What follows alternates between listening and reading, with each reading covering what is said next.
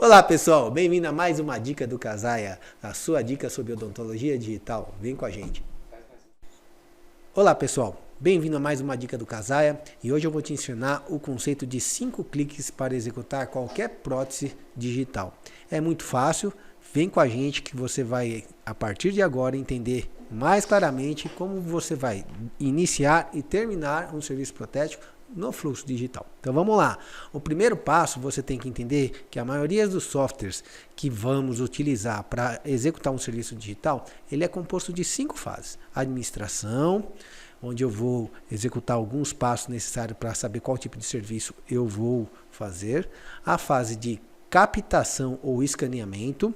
A terceira fase é a fase de modelos, onde eu vou preparar meus modelos para execução de qualquer serviço.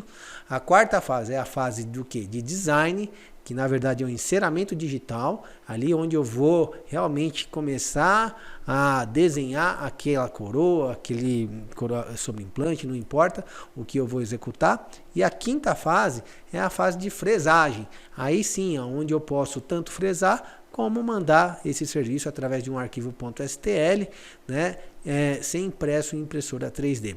Então vamos lá entender um pouquinho cada uma das 5 fases, tá? Ou conceitos de 5 cliques para executar qualquer serviço digital. Então vamos lá. A fase de administração. O que é a fase de administração?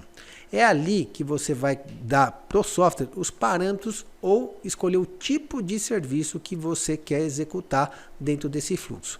Então, na fase de administração, você pode escolher se você vai fazer uma coroa, ou uma faceta, uma inlay, uma onlay, uma prótese fixa, uma prótese sobre implante ou serviços mais complexos, como uma barra de protocolo, por exemplo. Certo? E aí, diante desses serviços que eu vou escolher, você precisa de algumas informações. Ah, tá joia. Escolhi para fazer uma coroa, por exemplo. Legal. Que tipo de material você vai usar para fazer essa coroa? Você dá essa informação lá na fase de administração. O segundo passo, eu tenho que escolher qual dente eu quero fazer aquele determinado serviço. Por exemplo, se eu quero fazer uma coroa no dente 21, eu escolho o dente 21 e aí ele vai falar: nossa, então quer dizer que você quer executar o dente 21 utilizando um material, por exemplo, porcelana, né? E é uma coroa total. Exatamente isso, simples assim. Eu dou essas informações e sigo para o próximo passo, né, do processo. Bom, se eu for fazer uma coroa sob implante, ele vai precisar de outras informações. Não simplesmente essa que eu falei, mas ele precisa saber qual tipo de implante você está usando, né? E você tem duas escolhas. Como a gente vai estar num fluxo digital, ou seja, não existe mais o processo de moldagem, ou seja, eu tenho que fazer a transferência digital da posição do implante, né, da boca do paciente para o software. Isso é feito através de 2 componentes básicos, ou seja, existe para o sistema da Sirona, o Serec, você vai ter o T-Base. E esse T-Base é um componente que vai parafusado no implante e sobre ele você coloca um Scambari. E esse Scambari vai transmitir a posição tridimensional desse implante na hora do escaneamento. Bom, se você estiver usando outro sistema de design, por exemplo o Exocad, você pode usar um Scampost, né? E aí ele vai transferir do mesmo modo para o software de design. Tá joia? Bom, uma vez que a gente passou por essa fase de administração, escolheu o material que eu quero, o dente que eu quero, a gente vai para a próxima fase. Qual seria a próxima fase? Bom, eu preciso captar essa imagem digital. Qual é o jeito de eu captar essa imagem digital? Né? É na fase de escaneamento. Então, na fase de escaneamento, eu tenho 2 opções. Ou eu escaneio intraoral, uso um scanner intraoral para captar a imagem e a voz da moldagem, ou eu posso, se você não tem o scanner disponível, você pode enviar o seu modelo que você moldou na boca do paciente, o seu mod, e aí digitalizar. O laboratório pode digitalizar essa imagem e daí para frente é como tivesse escaneado a boca do paciente, entra no fluxo digital completo. Qual a vantagem de você fazer o escaneamento intraoral? É melhor do que você moldar e digitalizar? Sim, com certeza, porque você está fazendo uma captação direta onde não vai ter nenhum passo a mais que pode distorcer. Por exemplo, um material que foi vazado pode distorcer, ou um gesso pode distorcer, ou mesmo a tua moldagem pode ter dado alguma bolha, entre outras coisas. No escaneamento digital não existe esse problema, Por quê? Se você adotar a técnica correta de escaneamento, todo scanner, quando você compra, existe lá um protocolo de escaneamento. Por onde eu começo a escanear, né? Quais são os passos que eu devo fazer e os cuidados que eu devo ter. Ou seja, vamos lá, se eu tenho um scanner intraoral, eu preciso ter um padrão de escaneamento. Para quê? Para na hora que ele estiver formando a imagem da boca, por exemplo, de uma arcada superior, né, ele tem uma sequência onde ele vai conseguindo casar as imagens de modo que não distorça. Então, todo scanner tem o teu protocolo. O Tri-Shape tem um, o Serec tem outro, né? Na verdade, são protocolos simples de execução. Uma vez que você pegou, você consegue replicar. Isso é muito interessante, né? Que é um protocolo replicável. E você tem que ter alguns cuidados. Por exemplo, não pode ter saliva, não pode ter sangue, né? Senão o scanner não vai conseguir enxergar aquele local de trabalho que ele precisa executar aquela função. Então a fase de escaneamento é uma fase assim que é super rápido, simples, mas deve ter alguns cuidados, tá joia? O que você vai notar nessa fase de escaneamento? Existem scanners que são melhores de captar mais rápido, scanners piores. Na verdade, todos eles executam a função de escaneamento. O problema é que alguns têm mais dificuldade de captar. Por exemplo, se o paciente tem lá uma restauração de amálgama ou uma coroa metálica, tem scanners que vai ter mais dificuldade em captar o quê? O metal. O brilho do metal, aquilo atrapalha.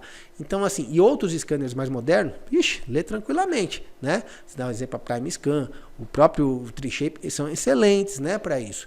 Agora, assim, não impede de você adotar alguns recursos nesses casos, para, se você tiver dificuldade de escaneamento, para melhorar esse tipo de situação. Você pode usar sprays, alguma outra coisa parecida, que vai conseguir deixar aquela superfície um pouco mais opaca e assim o scanner com mais facilidade de o quê?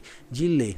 Bom, uma vez que você escaneou e você já conseguiu, como é que funciona a fase de escaneamento? Ela tem mais ou menos 3 partes. Ela vai sempre, qualquer scanner funciona desse jeito. Ou seja, você tem a arcada superior, você escaneia, a arcada inferior e depois a oclusão. Rápido assim, né? São 3 fases, né? É a mesma coisa se eu estivesse moldando do jeito convencional, o que eu tenho que fazer? Eu tenho que moldar a arcada de trabalho, moldar o antagonista e depois o que? Tirar uma mordida, né? Em cera, por exemplo. Então o scanner também tem esse mesmo conceito, só que de forma digital, né? Bom, tranquilo até aí, né? Uma vez que eu fiz isso, Marcos, mas você falou eu não tenho um scanner. Pois é, então manda um modelo. O que vai acontecer? Chegar no laboratório, o laboratório vai escanear a arcada superior, vai escanear a arcada inferior, vai colocar aquele modelinho de oclusão e escanear a oclusão. Pronto. Mesmo assim, daí para frente, seu serviço está digitalizado. Tranquilo, não é? Bom, e aí? Já digitalizei meu modelo, já sei o que fazer. Ele vai passar por uma fase de renderização.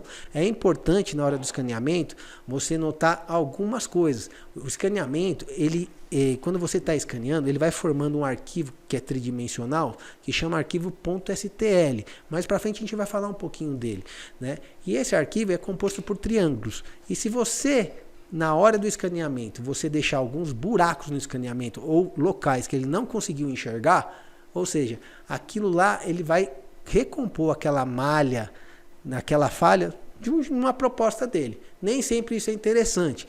Por exemplo, se você quiser fazer um trabalho detalhado bem naquela região e falhou, é aconselhável que você volte lá e escaneie aquela região até não ter falhas na malha. Ok?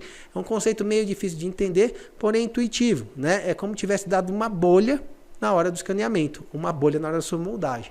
É exatamente isso.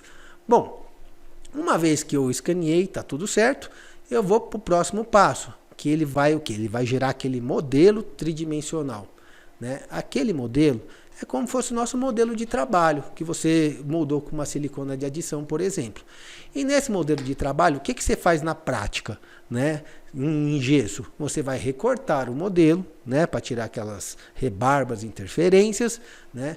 Tem scanners que já tiram, por exemplo, língua e lábio automaticamente, tem outros que não, mas você pode recortar essas rebarbas, tá joia? Deixando o arquivo mais leve. E aí, você tem uma outra opção, que é o quê? Troquelizar o modelo digital, assim como eu faço um troquel de modelo de gesso, né? Isso é importante na hora que eu for dar acabamento nas peças.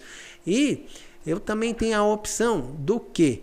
De trabalhar a minha margem daquela prótese que tem que ser efetuada. Seja um implante, uma coroa, eu vou lá e vou delimitar onde é o que? O meu perfil de emergência ou o meu preparo.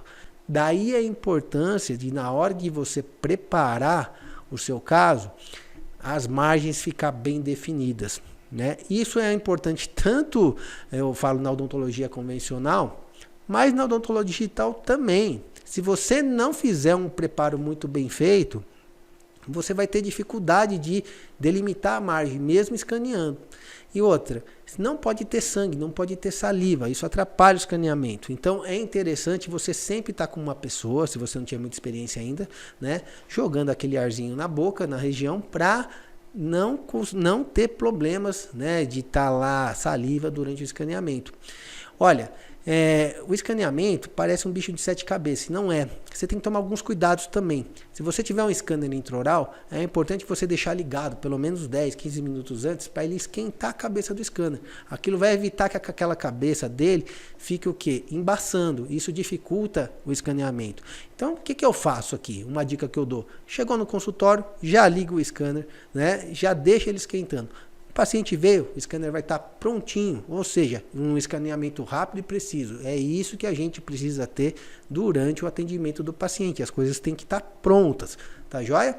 Bom, fiz o escaneamento, tá tudo certo, estou na fase de modelo, já delimitei a minha restauração, o meu preparo. E aí, vou fazer o quê? Vou para o próximo passo. E o próximo passo é o quê? A fase de design, ou seja, a fase de enceramento digital. É ali, assim como no manual, eu posso encerar meu dente em cera, ali eu vou fazer um enceramento digital. E eu tenho ferramentas como acrescentar, suavizar, né, recortar. Ou seja, eu consigo como se fosse um Lecron ir trabalhando a anatomia do dente, de modo que eu consiga ter a melhor anatomia possível. Além disso, de eu conseguir uma anatomia perfeita, eu consigo posicionar a minha prótese na melhor situação, em vários sentidos tridimensional.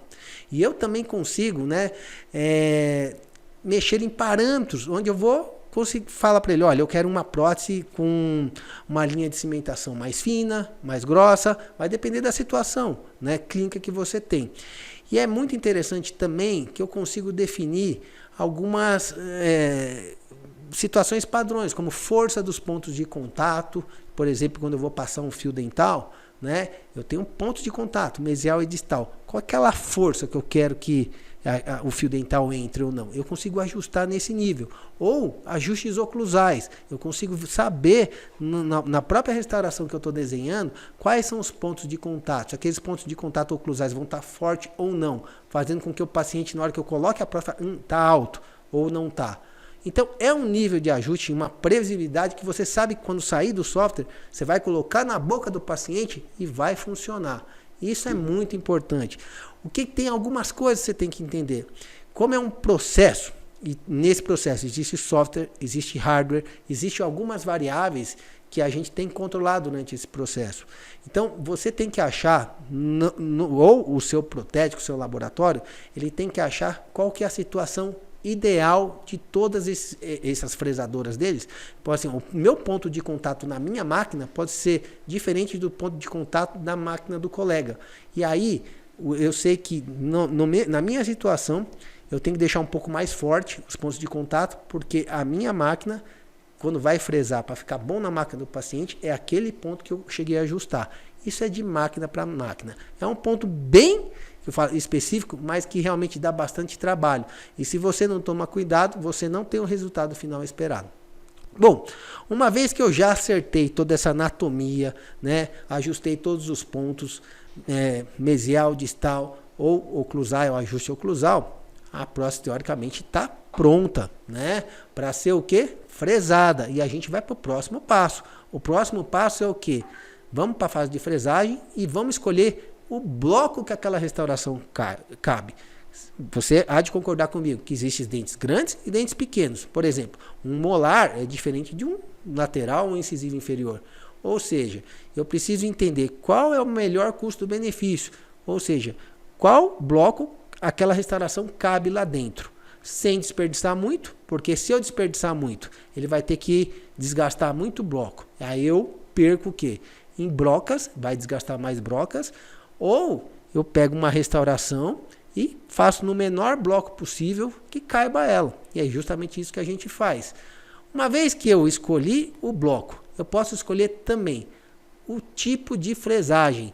Existe uma fresagem normal ou uma fresagem fina, onde eu vou ter mais detalhes na hora de eu fresar. Por exemplo, detalhes oclusais, ou seja, uma anatomia mais bonita daquele dente. Claro que quando eu coloco para fazer uma anatomia fina, o tempo de fresagem aumenta, mas mesmo assim é muito bom. Você falar que você consegue deixar um dente pronto em torno de 10 minutos é excelente, né? Ou seja, claro que alguns materiais que você vai usar demoram um pouco mais, que não basta isso. Você também tem que fazer a finalização de um caso. Então vamos lá, uma finalização de uma coroa de resina, ela é diferente de uma finalização de uma coroa do quê? De porcelana.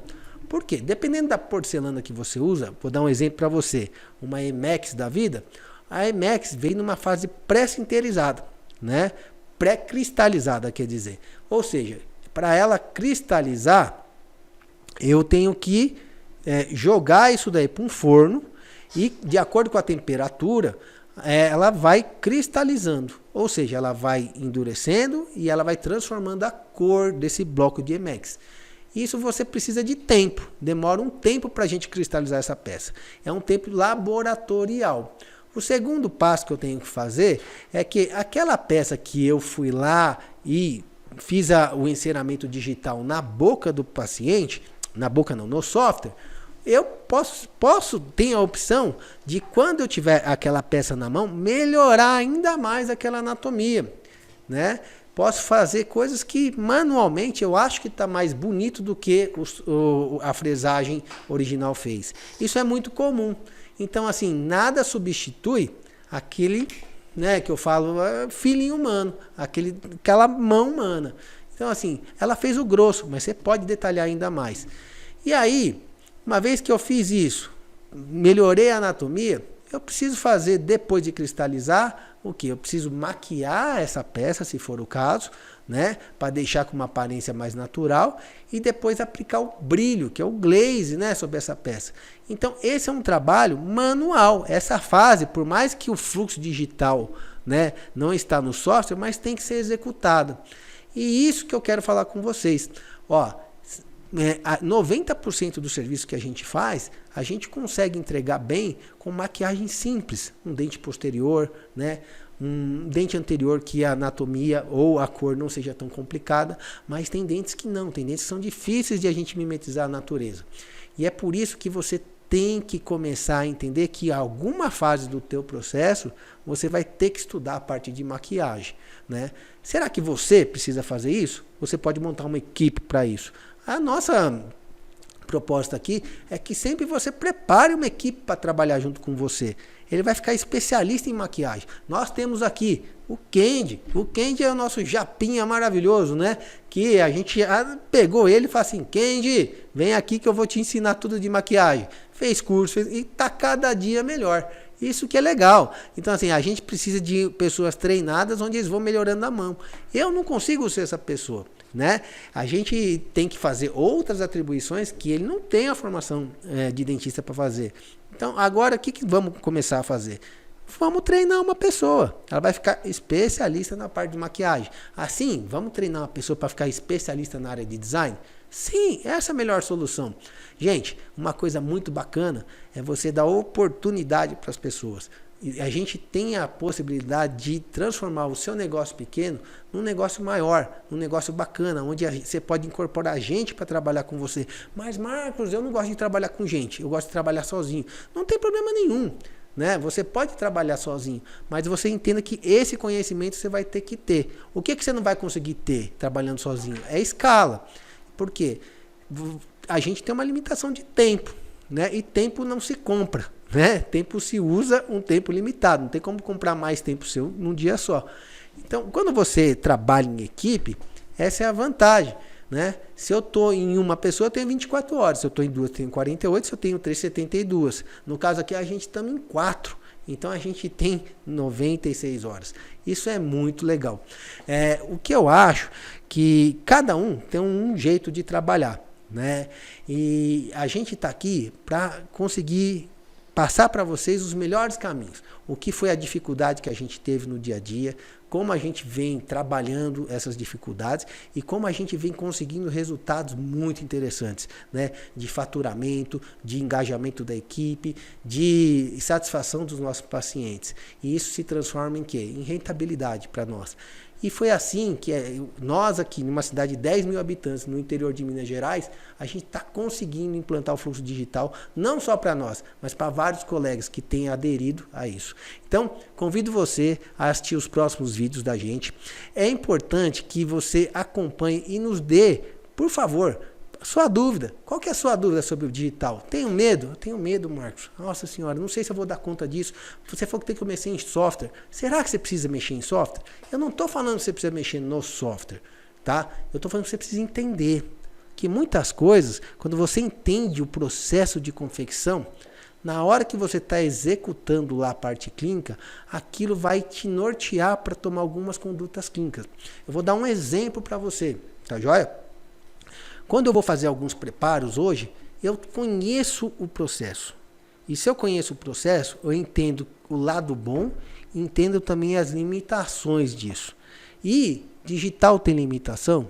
Tem limitação, né? Isso que eu tenho que entender. Eu vou contar uma história para vocês, que é um caso que não dá para fazer no digital. Como que funciona? Chegou um paciente e o paciente quer fazer lentes de contato. E aí, ele tem recessões gengivais gigantes e não quer fazer outro tipo de tratamento, né? Ele quer melhorar a estética dos dentes dele. E tá ótimo também, né? Todo caso que a gente vai conseguir fazer aquilo que a gente quer e o paciente também não quer. E aí o que acontece? Fala, não, vamos lá, vamos tentar fazer um enceramento digital desse paciente. Ele tem coroas de 2 centímetros de altura. É gigante, né? Eles têm uns dentes bem grandes. Ou seja, coroas e lentes desse tamanho, é impossível fazer fresados no ambiente digital. A gente não consegue, porque existe uma limitação do tamanho das brocas e dos blocos que a gente vai fresar isso daí. E a gente não consegue fazer isso no ambiente digital. O que a gente vai ter que fazer? Fizemos todo o fluxo do enceramento digital dentro do fluxo digital. Daí para frente vai ter que ser impressas essas lentes e aí mandamos o quê? Para injetar. Ou seja, parte do processo vai ter que ser feito no modo convencional. Então, falar que o modo convencional vai deixar de existir? Não muito. Algumas coisas eles resolvem muito bem. Outras, a gente já tem confiança de fazer no fluxo digital totalmente, porque funciona muito melhor. Agora sim, outro caso que eu gosto de dividir com vocês. Puxa vida, mas Marcos, você fala muito de processo, mas por que muda tanto minha conduta clínica no dia a dia? Porque muda, justamente porque o sistema também tem limitações de formato de broca que fresa bloco. Vocês vão começar a entender com o tempo que seus preparos vão ter que mudar. Por que vão ter que mudar? Porque durante o processo de fresagem, na frase de fresagem lá, né, a anatomia da broca, né, o diâmetro da broca faz com que você tenha que fazer preparos diferentes para você não fragilizar os materiais. E falar, nossa, Marcos, mas eu sempre preparei minhas lentes de qualquer jeito, agora no digital muda? Muda. E é por isso que você tem que começar a entender essas entranhas. E o nosso intuito aqui é ir te passando, né, a doses homeopáticas que eu falo, né, de pouco a pouco, o que você tem que ter alterando na sua conduta clínica para colher os melhores resultados lá no fluxo digital. Porém, é muito gratificante. Quando a gente entende tudo isso, tem 2 coisas que a gente está fazendo. Uma, melhorando o nosso fluxo. E outra, ajudando a melhorar as máquinas e os softwares digitais. Porque os nossos problemas que são relatados para essas empresas, eles levam em consideração. E vai lá e vai melhorando essa tecnologia. Então, cabe a nós que usa melhorar esse processo. E eu tenho certeza que as empresas têm o maior interesse em melhorar isso daí. E muitas vezes a gente fala assim, ó, puxa, Marcos, mas você está falando, vai acabar com os protéticos então desse jeito. Não vai. O que vai é que todo mundo tem que se atualizar. São outras competências que você vai ter que aprender daqui para frente. Seu protético, o seu auxiliar, eu como dentista, né? Talvez sua equipe. Outras competências que a gente tem que começar a estudar. O trabalho vai existir. O que muda é que em vez de fazer um trabalho manual, vai ser feito no software. Ou seja, vai ter que mexer no computador. Então, mas o tempo dedicado para aquilo vai ter que existir uma pessoa específica para aquilo. Hoje é um gap que a gente tem, né, de mão de obra. Ou seja, cabe a nós formar essa mão de obra. É muito tranquilo quando você pega uma pessoa jovem, e é verdade, não estou falando que nós que somos mais velhos aí não tem condição de aprender, mas os jovens têm muito mais facilidade. Ou seja, se eu pegar para ele, fulano, vem cá, ó, você consegue entender o conceito de 5 cliques para executar qualquer prótese digital? Fácil, intuitivo, perfeito. Isso aconteceu com a gente, né? Eu estou falando isso que a gente pegou gente nova no mercado e ali que não sabia nada, ou ensinamos, demos treinamento. Ou seja, evoluíram muito rápido. E é isso que eu tenho certeza, se o caminho for esse, vai ser o melhor caminho para você entrar no fluxo digital. Tá joia?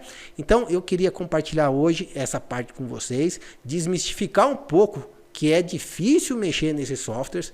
Não é difícil, não importa o software que você vai mexer, se é da Trishape, se é da Sirona, se é o Exocad.